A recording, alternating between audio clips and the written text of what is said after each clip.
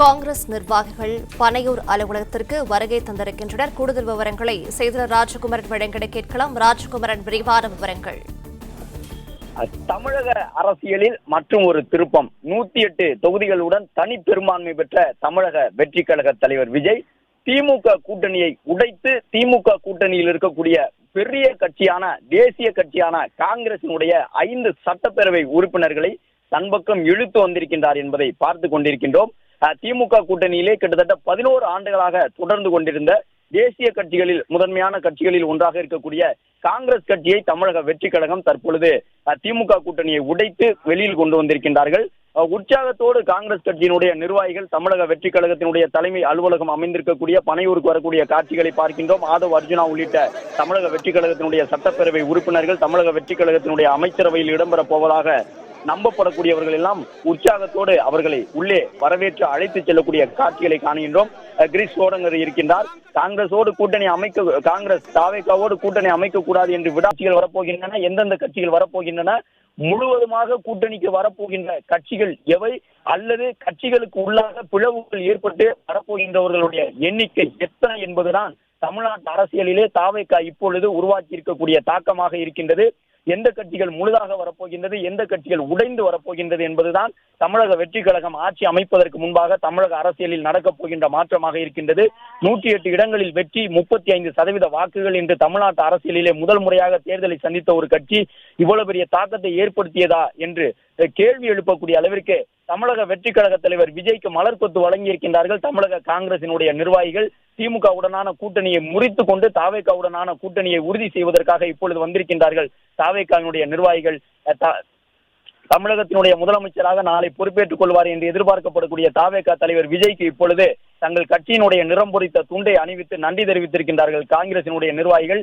2011 காலகட்டத்திலேயே விஜய்க்கு காங்கிரசின் மீது ஒரு ஈடுபாடு உண்டு என்பதாகவெல்லாம் கருத்துக்கள் வெளிப்பட்டன. ராகுல் காந்தியோடு விஜய்க்கு நல்ல நட்புறவு உண்டு. ராகுல் காந்தி தென்னிந்தியாவில் மதிக்கக்கூடிய தலைவர்களில் ஒருவராக மூத்த நடிகராக இருக்கக்கூடிய விஜயும் இருக்கின்றார் என்றெல்லாம் பல ஆண்டுகளாக சொல்லப்பட்டு வந்தன.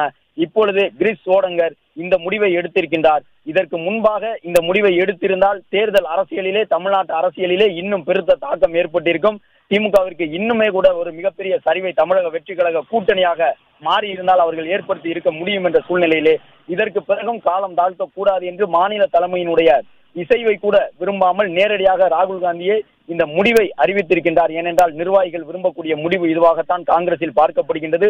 காங்கிரசினுடைய தொண்டர்கள் விரும்பக்கூடிய முடிவு இதுவாகத்தான் தமிழக காங்கிரசிலே பார்க்கப்படுகின்றது. இந்த சூழ்நிலையில் தான் தமிழக வெற்றி கழகத்தின் தலைவர் விஜய் நாளை தமிழ்நாட்டினுடைய முதலமைச்சராக அரியணையில் அமர்வார் என்று எதிர்பார்க்கப்படக்கூடிய தாவேகா தலைவர் விஜயை சந்தித்திருக்கின்றார்கள். காங்கிரசினுடைய நிர்வாகிகள் தங்களுடைய ஆதரவை தெரிவித்திருக்கின்றார்கள்.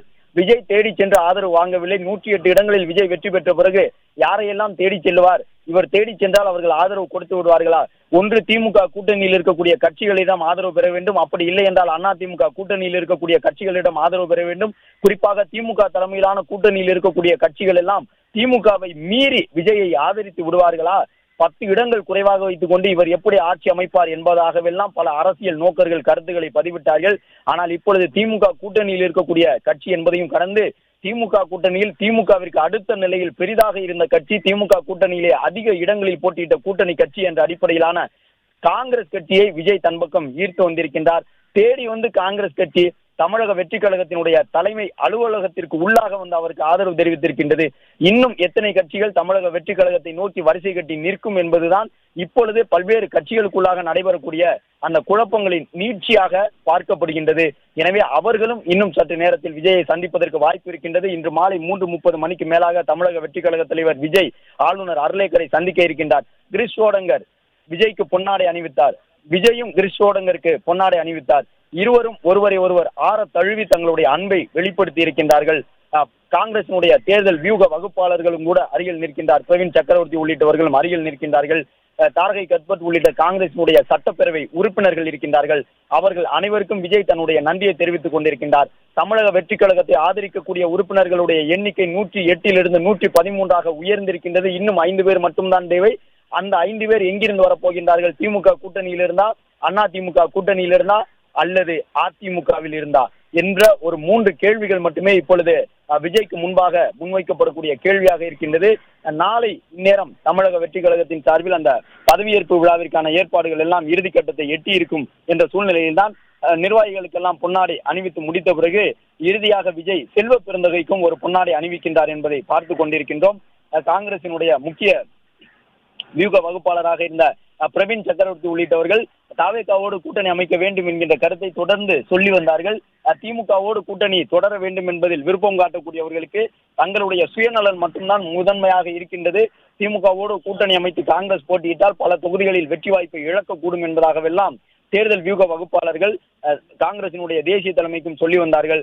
ஆனால் அதை தேசிய தலைமை ஏற்றுக்கொண்டது. மாநில தலைமை விடாப்படியாக திமுக கூட்டணியில் தொடர்ந்தது. 28 இடங்களில் போட்டியிட்டு 5 இடங்களில் மட்டுமே காங்கிரஸ் வெற்றி பெற்றிருந்தது. இதன் பிறகும் இந்த முடிவை எடுக்காவிட்டால் அது பலன் தராது காங்கிரஸ் கட்சிக்கு என்ற அடிப்படையில் தான் இப்பொழுது காங்கிரசினுடைய நிர்வாகிகள் தேடி வந்து தமிழக வெற்றி கழக தலைவர் விஜயை சந்தித்து தங்களுடைய ஆதரவை தெரிவித்திருக்கின்றார்கள். தமிழ்நாட்டினுடைய முதலமைச்சராக விஜய் பொறுப்பேற்றுக் கொள்ள இருக்கின்றார் நாளைய தினம் என்று எதிர்பார்க்கப்படுகின்றது. இன்று மாலை இன்னும் சற்று நேரத்திலே தமிழக வெற்றி கழக தலைவர் விஜய் புறப்பட்டு செல்லும் பொழுது அங்கே அவருக்கு ஆதரவாக காங்கிரசினுடைய 5 சட்டப்பேரவை உறுப்பினர்களும் செல்ல இருக்கின்றார்கள். 113 உறுப்பினர்கள் இப்பொழுது வெளிப்படையாக தமிழக வெற்றி கழகத்திற்கு ஆதரவு தெரிவித்திருக்கின்றார்கள். இது இல்லாமல் தாவேகாவிற்கு ஆதரவு தெரிவித்திருக்கக்கூடிய சட்டப்பேரவை உறுப்பினர்கள் யார் யார் என்கின்ற கேள்விகள் எல்லாம் இருக்கின்றன.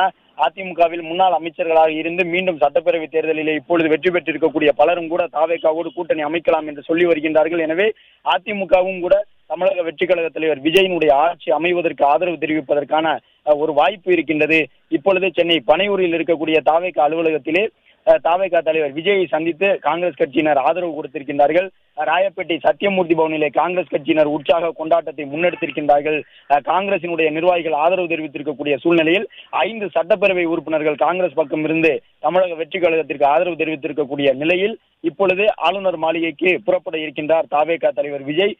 உண்மையிலேயே ஒரு சில கட்சிகளுடைய தலைமைக்கு தற்போது உருவாகி இருக்கக்கூடிய நெருக்கடி என்னவென்றால், விஜய்க்கு ஆதரவு கொடுத்தால் கட்சியினுடைய சட்டப்பேரவை உறுப்பினராக தங்கள் கட்சியின் சார்பில் விஜயை ஆதரிப்பதற்கு அந்த உறுப்பினர்கள் தயாராக இருக்கின்றார்கள். அல்லது ஒரு சில கட்சிகள் ஆதரவு கொடுக்க அந்த கட்சியினுடைய தலைமை தயங்கினால் அவர்கள் தனிப்பட்ட முறையிலே சென்று விஜய்க்கு ஆதரவு கொடுக்கவும் தயாராக இருக்கின்றார்கள் என்ற நிலையில்தான் செங்கோட்டையன் உள்ளிட்டவர்கள் தங்களுக்கு இருக்கக்கூடிய பழைய நட்பை பயன்படுத்தி எத்தனை பேரை மாற்றுக் கட்சியிலிருந்து விஜயை ஆதரிப்பதற்காக அழைத்து வர போகின்றார்கள் என்ற ஒரு கேள்வியும் இருக்கின்றது.